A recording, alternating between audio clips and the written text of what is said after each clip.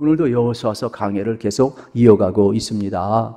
여러분, 오늘은 이제 땅 이야기가 되겠죠. 여러분이 좋아하는 부동산 이야기는 절대로 아닙니다. 약속의 땅, 가나안 땅 분배받은 내용이 되겠죠.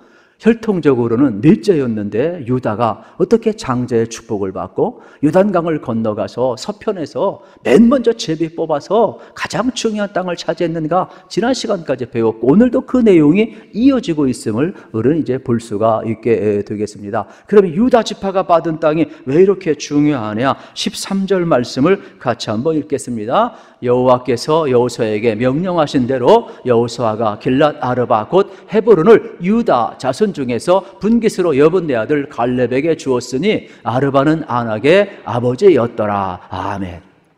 여러분, 가나안의 중심부를 잡았죠. 그렇기 때문에 실질적으로 우리가 볼 때에는 사방팔방으로 막힌 것 같지만은 거기가 왜 이렇게 중심지가 중요하냐? 여기 예수님이 태어났고 예수님이 고난받으시고 예수님이 죽으셨어요. 하나님의 구속사가 다 이 땅에서 이루어지고 있음을 우리는 이제 볼 수가 있게 되겠습니다. 그렇다면 하나님이 본문을 통해서 우리에게 무엇인가 말씀하고 싶은 내용이 있게 되겠지요. 그래서 지난 시간에도 여러분에게 말씀을 드렸기 때문에 유다 지파가 장자의 축복을 받은 이유는 더 이상 말씀을 안 드리도록 하겠습니다. 그런데 모든 것을 받았음에도 불구하고 63절에 보면 이러한 내용이 기록이 되어 있습니다. 예루살렘 주민 여부스 족속을 유다 자손이 쫓아내지 못하였으므로 여부스의 족속이 오늘까지 유다 자손과 함께 예루살렘에 거주하니라. 다 주었는데 사실은 모두 다 쫓아내지는 못했어요. 그래서 오늘날까지 아픔이 예루살렘에 계속 있는 거예요. 뉴스를 보셨잖아요. 전쟁 중이잖아요. 지금 서로 죽이고 서로 지금 사랑해야 될 대상들끼리 갈등을 느끼고 전쟁의 상황 속에 놓여 있음을 우리가 볼 수가 있게 되겠죠. 그래서 하나님은 우리에게 복을 주시고 인간은 다 복을 받기를 원하지만은 여러분 실질적으로 누리지 못하는 경우가 너무 많아요. 그래서 우리는 약속을 받았음에도 불구하고 그걸 이루지 못할 때가 많아요. 그래서 우리 하나님은 인간의 어떠한 장벽을 넘으셔서 하나님의 뜻을 이루어가는 것을 이제 보게 되는 것이죠. 저는 이 시간 예배하는 여러분, 말씀을 듣는 여러분들에게도 이러한 하나님의 은혜가 주어지기를 우리 주님의 이름으로 축복합니다. 오늘 말씀은 여호수아서 14장 6절에서 12절에 있는 갈렙의 이야기와 연결되는 내용의 말씀이 되겠습니다. 우리가 잘 아는 찬송, 이 산지를 내게 주소서. 그날에 주께서 말씀하신 이제 내가 주의 이름으로 그 땅을 취하리니.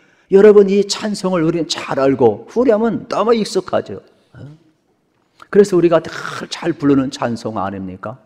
그러면 어떻게 여러분 이러한 찬송이 우리 가운데 자리를 잡을 수 있었을까? 그것은 여호수아서 14장 12절에서 갈렙이 청구서를 내민 내용을 우리가 기억을 하고 있기 때문에 그렇습니다. 그러면 갈렙이 내민 이 청구서는 가나안 땅을 완전히 정복하고서 n분의 1 나누는 땅의 청구서일까? 그렇지는 않다라는 겁니다. 이미 하나님께서 주신 약속은 하셨지만 큰 전쟁에서 승리를 했지만은 아직 싸워야 될 전투, 점령해야 될 지역이 너무 많음을 우리는 이제 보게 되는 것이죠. 그래서 갈렙을 수많은 사람들 가운데 믿음의 사람이라고 보는 이유는 아직 자기 손에 들어오지 아니었지만 하나님의 약속을 붙들고 믿음으로 청구서를 내밀고 있는 이 모습을 귀하게 여기고 있는 것입니다. 믿음이란 아직 이루어지지 않은 것, 보이지 않는 것을 청구함으로써 구체화, 실체화 시키는 과정이 믿음이 되겠습니다. 갈렙도 믿음으로 청구서를 내밀었고 여호수아도 믿음으로 청구서를 허락을 하고 있는 겁니다. 지금 이 헤브론 땅은 그들의 손에 있는 것이 아닙니다.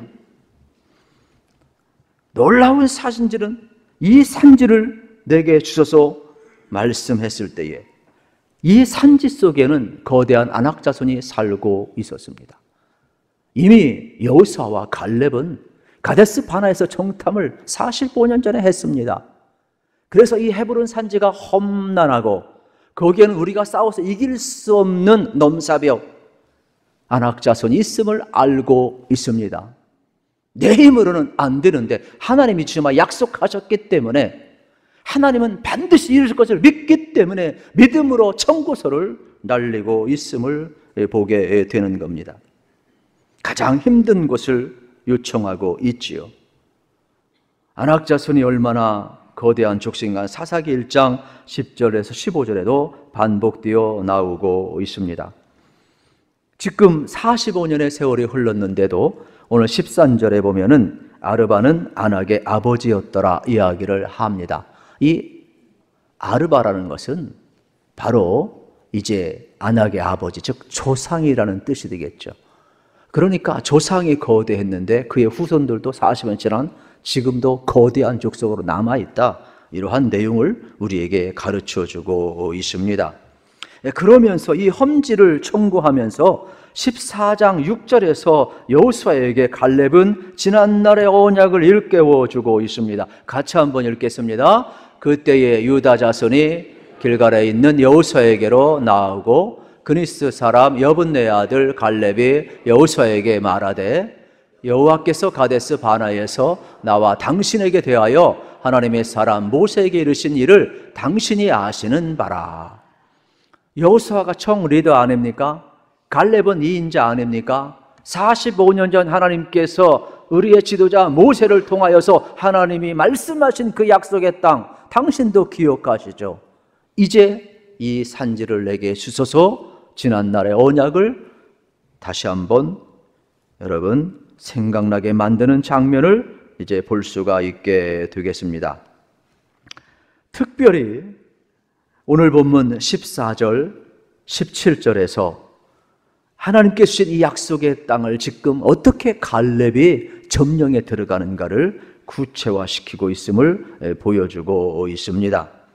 하나님은 분명히 주시마 약속하셨기 때문에 갈렙은 이것을 믿고 청구서를 날리고 나아가고 있음을 보게 되는 것입니다. 믿음이라는 것은 무엇일까? 오늘 본문은 생각을 하게 합니다. 우리가 믿습니다 이야기할 때 여러분, 이건 신념일까? 신념이 아닙니다. 자기 의지일까? 자기 의지가 아닌 것입니다. 이러한 자세한 내용은 제가 내일 새벽기도 때 다룰 겁니다. 로마서 4장을 통해서. 다 다룰 수는 없지만은 우리가 생각하는 신념이나 의지나 적극적인 사고방식이 믿음이 아닙니다. 믿습니다가 믿음이 아닙니다. 도대체 뭘 믿는다는 거예요? 지금 유다 지파는 제비를 뽑아 땅을 먼저 분배받고 있어요. 그래서 헤브론 땅을 차지하고 있습니다. 물론 그 땅을 차지한 후에 우리의 신앙의 고백은 명확합니다. 하나님의 은혜입니다. 하나님이 주셨습니다. 이렇게 결과는 고백을 하겠지요. 그게 신앙이니까. 그러나 그 과정은 여러분 어떻습니까? 여호수아도 그렇고 갈렙도 그렇고 오늘 본문 속에 나오는 모든 인물들이 그 과정에는 엄청난 전투를 치르고 희생을 하고 있고 노력하고 있음을 보아야 됩니다. 그 약속을 구체화시키는데 내가 거룩한 도구로 주님 앞에 붙들려 쓰임받고 있음을 우리는 절대로 잊어서는 안 되는 겁니다.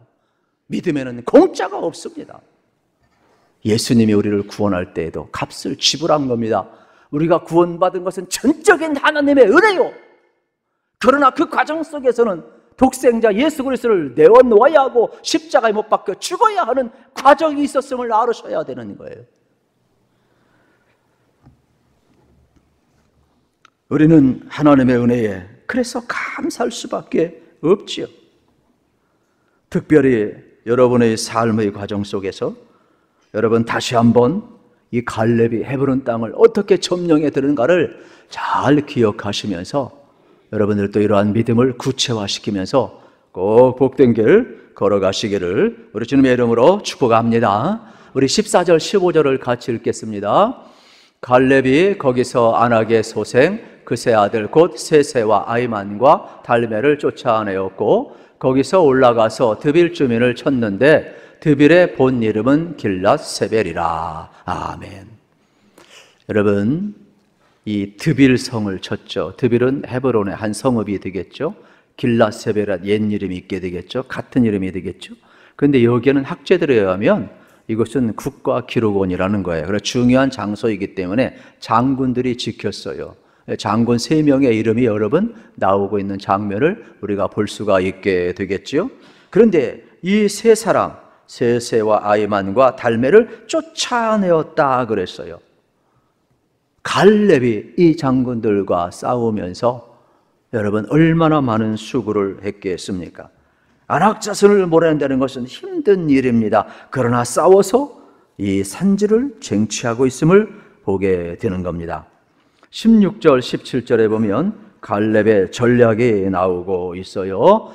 갈렙이 말하기를 길라세베를 쳐서 그것을 점령하는 자에게는 내가 내 딸 악사를 아내로 주리라 하였더니 갈렙의 아우 그나스의 아들인 온니엘이 그것을 점령함으로 갈렙이 자기의 딸 악사를 그에게 아내로 주었더라. 어떻게 생각해 보면 전략이고 꾀가 되겠지요. 자기는 나이가 85세니까 이 땅을 향해서 나아가지만은 자기를 따르는 여러분 용사가 있어야 그 땅을 점령할 것 아닙니까? 7 족속 가운데도 가장 거대한 안악자손이 있는데 어떻게 이깁니까? 함께 싸워줄, 어깨를 빌려줄 사람들이 필요하잖아요.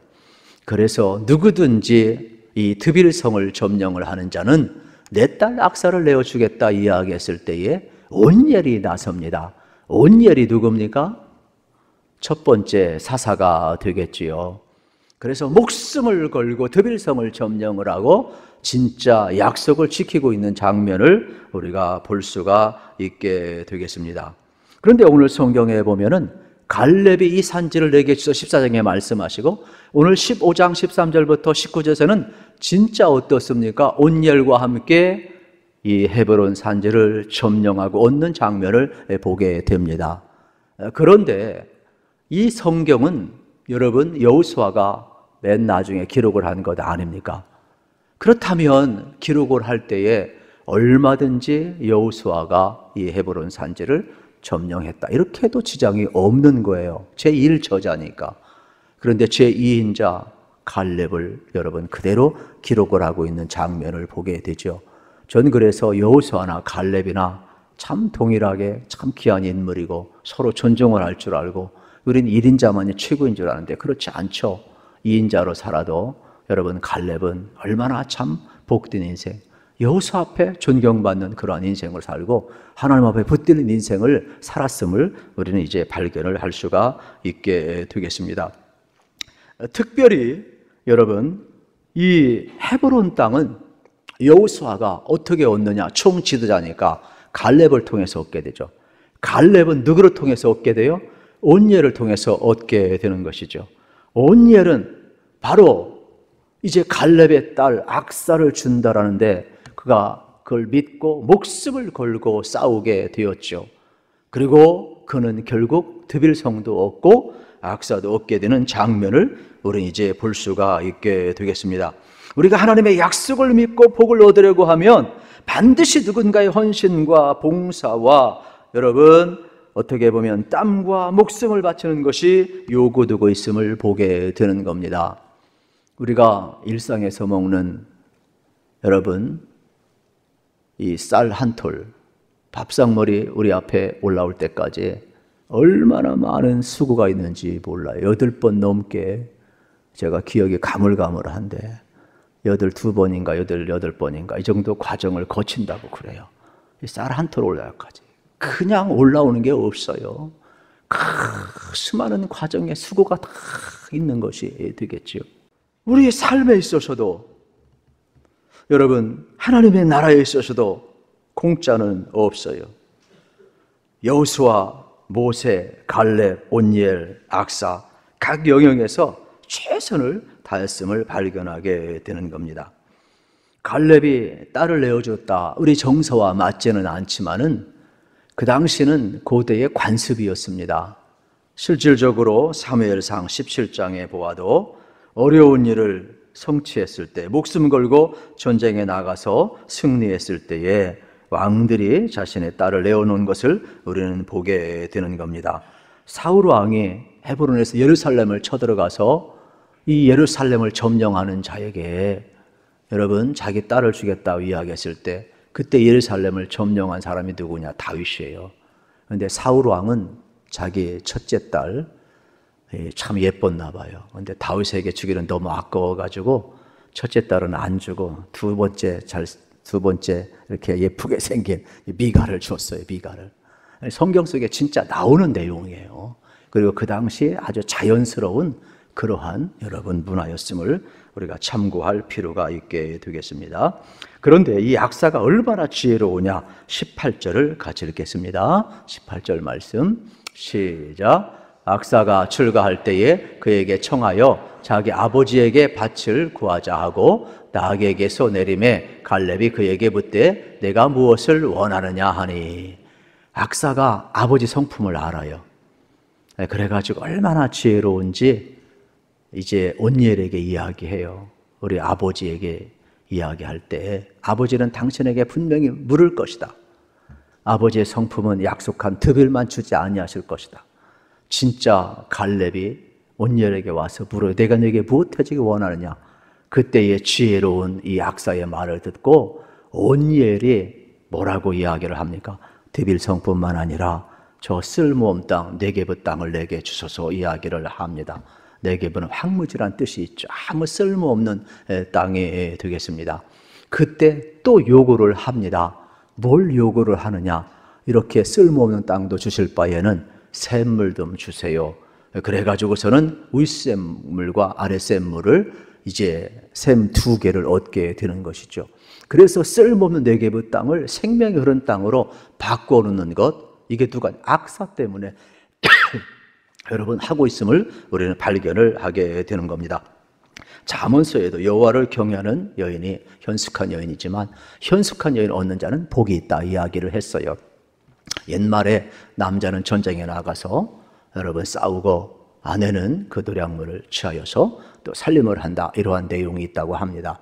그만큼 지혜로운 아내를 얻는 것은 가정이 복될 수밖에 없음을 우리에게 가르쳐주고 있음을 발견을 하게 되는 겁니다.